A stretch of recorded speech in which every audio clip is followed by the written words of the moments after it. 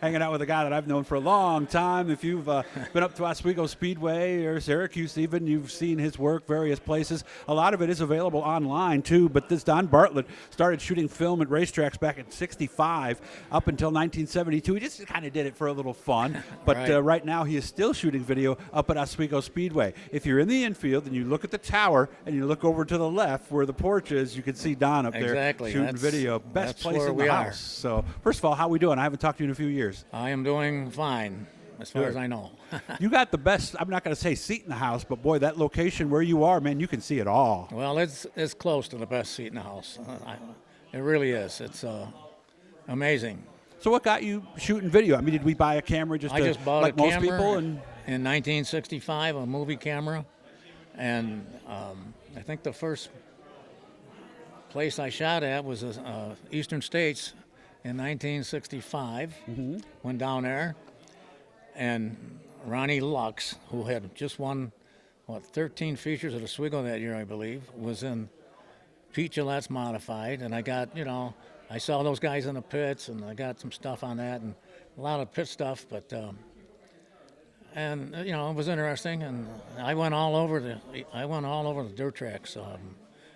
I can name a few if you want, but I went to Nazareth every spring, Reading, Langhorne, Orange County, all the dirt tracks. So when did it become something you would actually do for other people rather than something you were just doing for yourself? When did you actually start working to shoot video? Well, I started getting paid for it in 1972 when I was hired at Oswego Speedway as a pit pass seller, and that was quite a few years ago, and I'm still selling pit passes and still doing a video, as far as I know. True. So, they haven't told you otherwise. So, but that that all stopped. I never have had any video from any other track because I don't even own a video camera. Obviously, I was used to track stuff. I guess I just thought you would still have something to shoot with, but no. I still have some old movie cameras, but you can't. Can't get film, right? I don't think so. I'm not sure. But, okay. Did you share some recently? What was it, about 10 years ago, 15, with Thomas Racing Video and Mel and Matt? Matt Thomas and I, it's been at least 15 years. He came to my house probably 10 times, and we went 3 or 4 hours at a sitting. We did a lot of films, both dirt and Oswego. And the idea was for us to eventually sell these things, maybe put 3 dirt tracks together that were close by and asphalt tracks and stuff like that. And then unfortunately for me and the internet took over and stuff, and so nobody, the racing newspaper business and any magazine business all went down the tubes basically. And but I'm still doing it at Oswego. So. Okay. So you still have a lot of stuff sitting at home, you told me, that hasn't gotten out on the internet yet. Yeah, I do. I have a ton of stuff on film, obviously, not video, from like Oswego that's never been touched or anything. And how often do you dig it out and look at it? Well, we can do that. No, how often do you, though? I mean, well, the problem is the equipment for the movie film. There's a problem getting bulbs, and there's a problem with the right projectors, and nobody seems to be able to.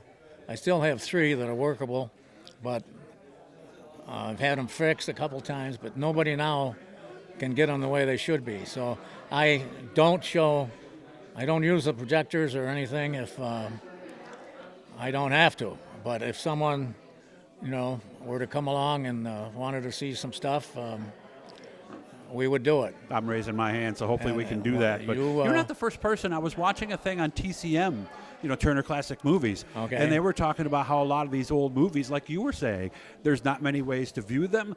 The films might be in various condition because they don't age well, do they? No, they don't. But actually, my films are better than some of the video films that I have. The early video, there's a certain chemical in there, I was told, that doesn't last as long as they should. And so I don't know. Yeah, you got to have it cool conditions, right? Dark. Yeah, you got to have. They're supposed to have them in the right spots and low humidity, and because I know they showed some of them where you just open up the case and it's disintegrated. There's nothing left. I haven't had that problem yet, but I have a problem with my films because I spiced everything together over the years. I'm putting a lot on 200-foot reels or 400-foot reels. Are those longer then? Well, oh yeah, they're longer. Okay. A 50-foot reel is 3.5 minutes. Okay. So, 200 is about 14 minutes or whatever. Yeah, and use tape to splice them together, so the tape's probably... Well, I've had a couple of those break, so now I'm real leery on some of those. But, again, I still have the equipment to use it. And as I say, someone like yourself that might be interested in something... I would. We'd be glad to do something. I appreciate that. So look for those down the road, because I know a lot of you guys who are watching on the channel here would love to see some of that stuff. What's it like being a part of the production at Oswego? Because I remember years ago they'd have all these tape decks and everything back there. Now it takes up a lot less room. How many cameras, and what's your role specifically? When we started the video in 1980, I was a one-man operation. Oh, that was it? Oh, yeah. I filmed the whole track, and I was not hooked up to the announcer or nothing. Everything was, short and sweet. And but as the years went on, obviously now we operate for Flow Racing, and we have a 4-camera shoot and a director, which we've had for years. But I know that you have been up there. It's quite a setup. And, it is.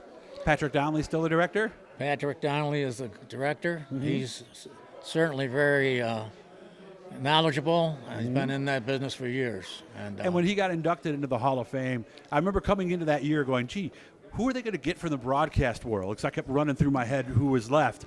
Right. And when they announced Patrick Donley, I was like, because I hadn't really thought of his name, because the fans don't know Patrick. No, they don't. But they've seen his work from This Week on Dirt to everything else. Could not have been more deserving, could it? Right. And he does a lot of commercials and stuff. Yes. So, yeah, he knows what he's doing, and it's and Matt Thomas really owns the whole operation, but he's only there classic weekend, and but it's really like a two-man job. But Patrick does it by himself because. How is he as a director? Is he chatty? Is he? Well, yes, actually he does, and he is, I should say, and he. Took him a while to get used to the cars because he was always a dirt guy, basically. And so that was pretty interesting the first couple of years, but I think he's going to be starting his 4th year now. And he does a good job at it. And it's not an easy job. No, it is not. It's because he can't really see the track. He's seeing the track through all of you. Him through 4 different TVs and trying to, do what he can with what he sees, but he does a good job. My job actually is to keep an eye out more or less for action. Instead if you don't follow the leader or look for the pack, we have it's your 2 people that are on the leaders, and I'm not on the leaders. So you might be watching a 3-wide battle for 9th or something like that, right? Or if you hear screeching tires, boom. Exactly, and he will see that, and then we will go to me for 2 or 3 laps or something. Okay. A little over a minute left to go. How much better are these cameras today than the stuff you shot with back in the 60s? Well, from what I don't have Flow Racing myself, but I see the after jobs on it, and what we're shooting, it's great stuff. The zooms are a lot better. Everything obviously is a lot better, and it's makes it a lot easier when you can see what's exactly going on. And, so when you're watching Flow Racing this summer and you're watching action from Oswego, know that this guy is one of the ones up on the roof shooting the video. I'll get a hold of you, man. Thank you so much for talking with me, Don, and I can't wait to see some of these old films. I will be glad to see you. Guys, make sure to subscribe, turn on the notifications, leave a comment, hit that like button, of course, and we're doing a lot more here today at the Hall of Fame in Weedsport.